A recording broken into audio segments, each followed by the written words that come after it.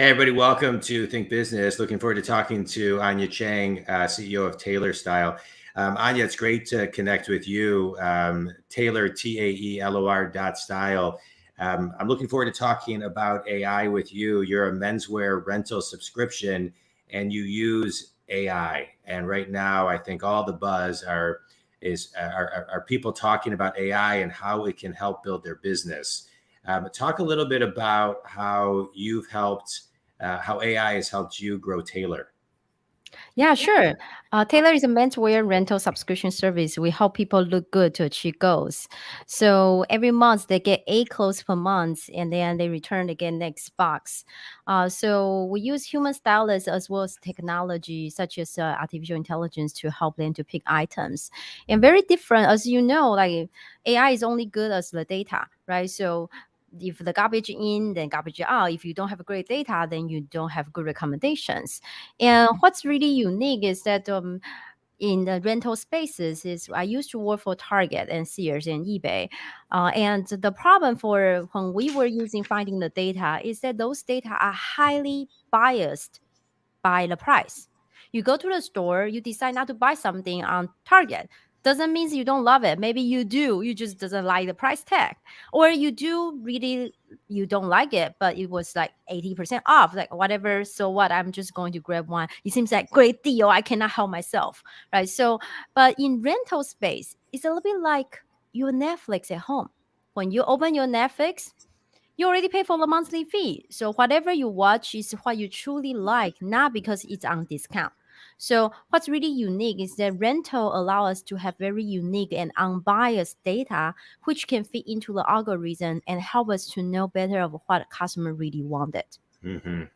So when you're, I mean, I want to spend most of the time talking about your business, Taylor, but when you look at the Targets, the eBays, and the Sears, I think Sears is a good example of, somebody who probably could have, had they used technology or maybe been ahead of real time and, maybe made some different decisions, they would maybe be in a different space today.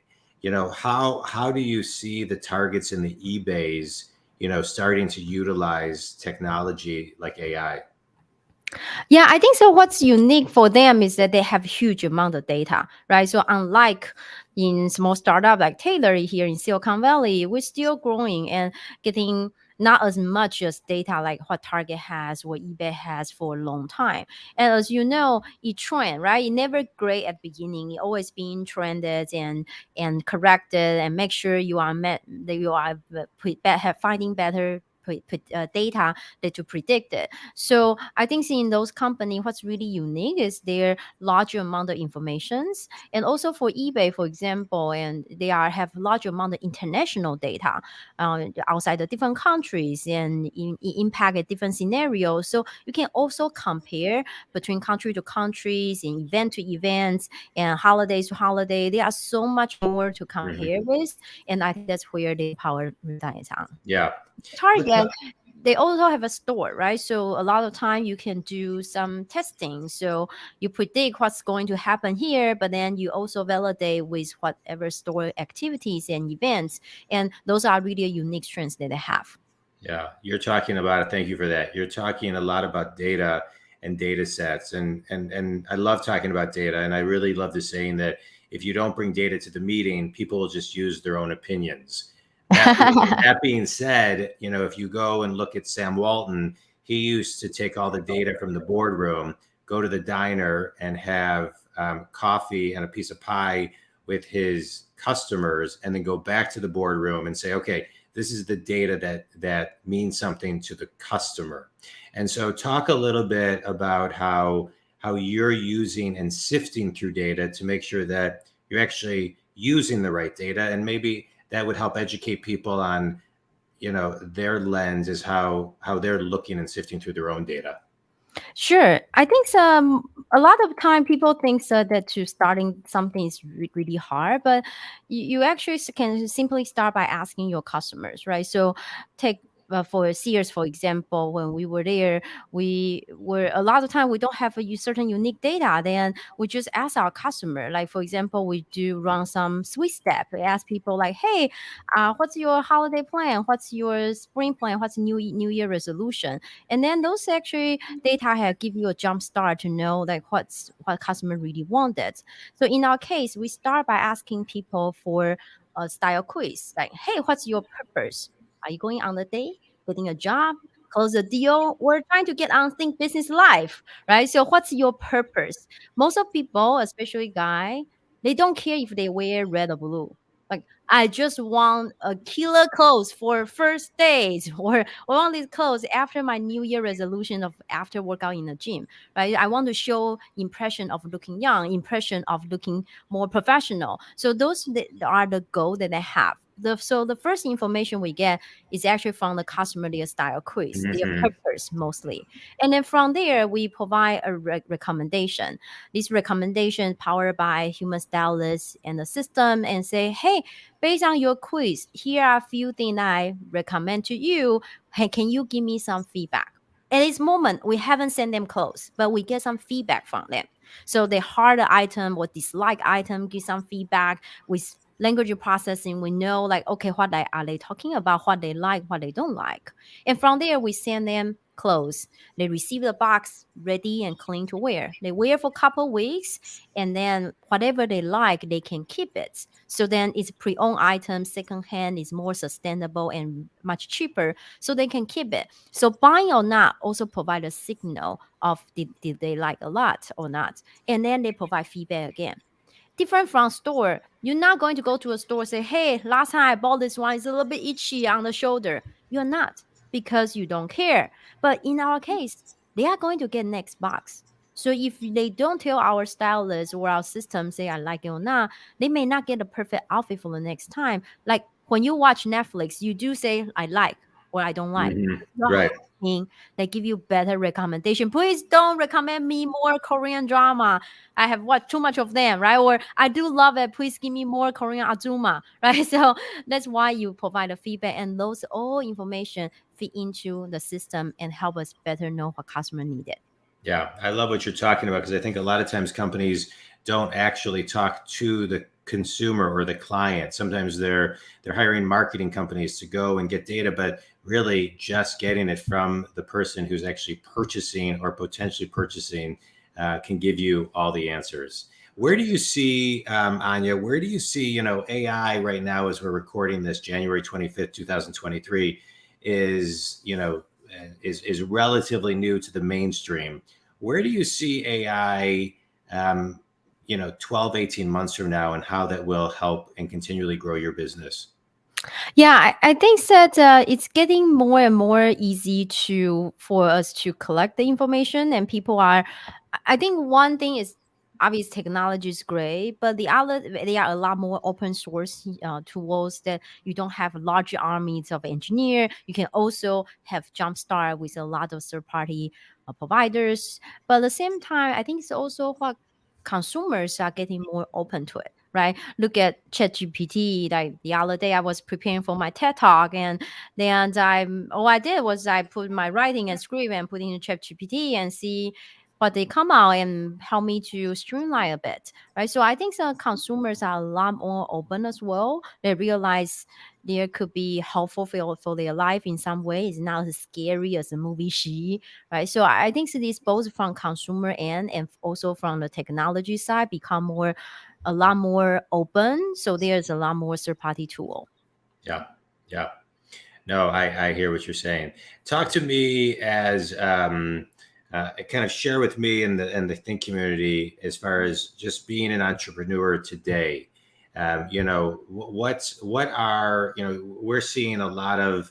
I'm interviewing about 12 juniors and seniors from the University of Michigan Entrepreneurial Group at the end of this week.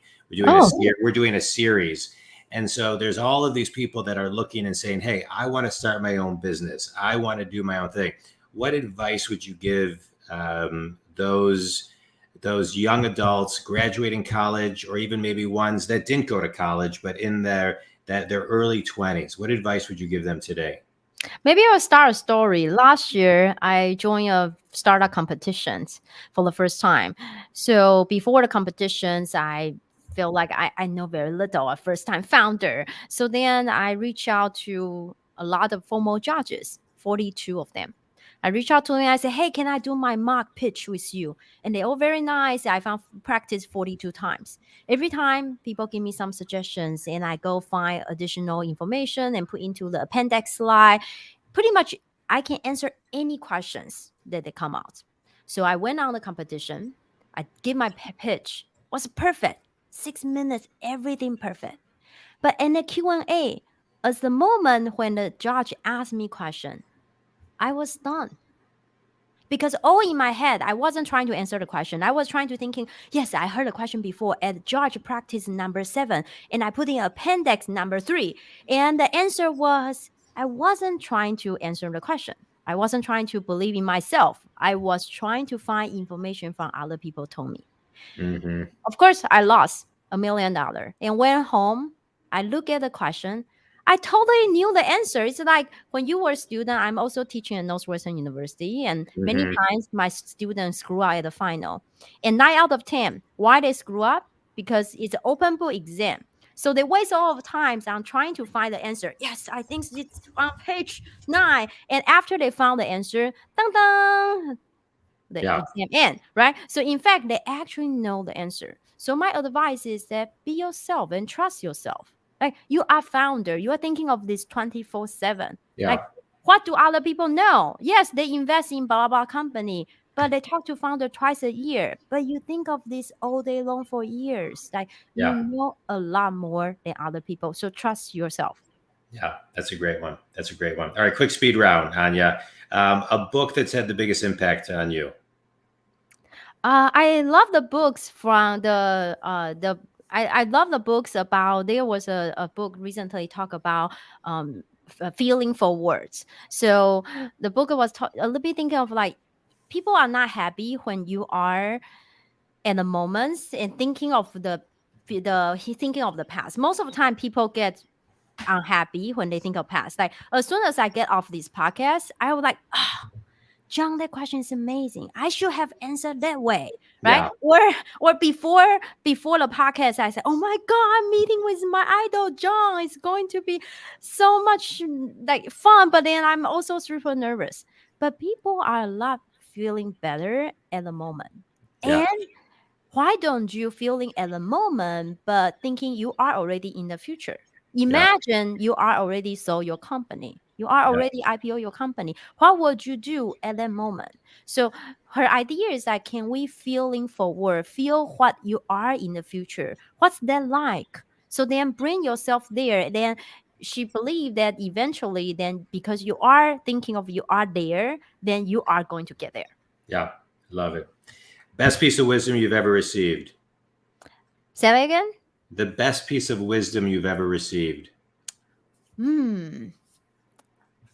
I think the best wisdom is that the success is actually not. Most people like you probably have been when we were kids. We went to the river, right? So then we pick up a stone and we were trying to throw the stone really far, pa pa pa. But in reality, was most of our life we are like the little stone under the river. Every time the wave come, it turns. The wave come, it turn, and then before you know it, in the weeks, the snow is already on the other side of the river. Yeah. So I use an example like last year I was before 2 like almost a year and a half ago when Taylor was just the idea. We didn't even have a name of Taylor at the time. We call like outfit rental. So we don't know what's the name. So it sounds about right. So and I went to TechCrunch and everyone went to TechCrunch to showcase their work, but we went to TechCrunch to just interview for initial research. We don't even know what we are going to build at the time. So then happened to find a reporter at TechCrunch. I was like, this is great. When we launch, I'm going to tell the reporter about this amazing news. Few weeks after we did launch our pilot. So I reached out and the reporter is like, oh, we are not interested. Please do not call me anymore. And then a few weeks went by, he emailed back, said, hey, by the way, my colleague is interested in covering a new menswear rentals company story. I was like, amazing.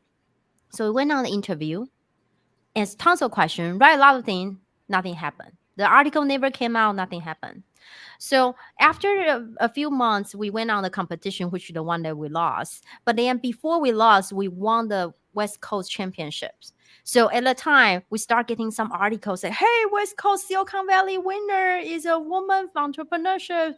You're doing fashion in Silicon Valley. No one knows about fashion. So fashion in Silicon Valley, they are going to make a guy here a lot more handsome. Thank God." And then so we got some news, and I circled back with them. They're still not interested. We went on the final. Before the final, we haven't won yet. But I am Northwestern University lecturer, and I was a Chicago Boots alum. And the competition was hosted by University of Chicago.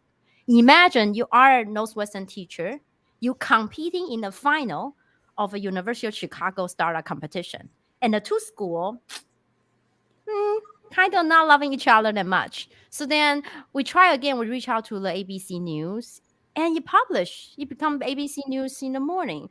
Then when I took a news, I go back to the news magazine who wrote an interview us 6 months ago. They published. And the same day, we got our first business partner and a Canada clothing company. Yeah. You may think that, oh my God, you are planning out all of this. No, but you just like one run at a time. Eventually, you are really far in the other side of the river. Yeah, I love it. I love it. Tell people, Anya, how they can best connect with you and learn about your services. I know it's Taelor, TAELOR.style. Any other ways they can connect with you? Yeah, so they can find us on LinkedIn or go on Taelor.style, TAELOR.style. We are also on Facebook and Instagrams, and we are also running a Valentine's Day promotion. So if you want to look great on Valentine's Day, you can use the code Think Business, one word, Think Business, to get 25% off first 2 months or get 10% off for the gift card. It's great. And your ideal client is? Anyone who are here in the US wear menswear clothes, and if you want to look good but don't want to spend a whole bunch of time to figure out your outfit, hate shopping, hate laundry, and want a fairy godmother to pick your outfit, and also want to support sustainability, because every time you're renting, you're not buying brand new item. Every time you buy, you are buying pre-owned item, which is cheaper but also save the environment. Yeah, I love it. Anya, thanks so much. Think community, I just want to highlight many of the things that Anya said are really priceless from a business standpoint, an AI standpoint, starting a business, growing a business, et cetera. So thank you so much, Anya. I'm a business coach. I work with people who are successful, who are stuck, and get them unstuck. I want to just highlight one thing that you shared, which is trust yourself. As a business owner, as an entrepreneur, trust yourself. And think community, that's something that as we evolve and grow in our own business, whether it's starting our own business or growing our business or growing our role at our current company, trust yourself, I think is really, really a great takeaway. Anya, thanks so much. Taelor, TAELOR.style. If Anya's company can help you, and JonDwoskin.com, if I can help you for any of your coaching needs. Feel free to leave a review on iTunes as well. Anya, thanks so much. This was great. I appreciate you taking time to be on the show today. Thanks so much. Thank you. Think Business Live. Thanks.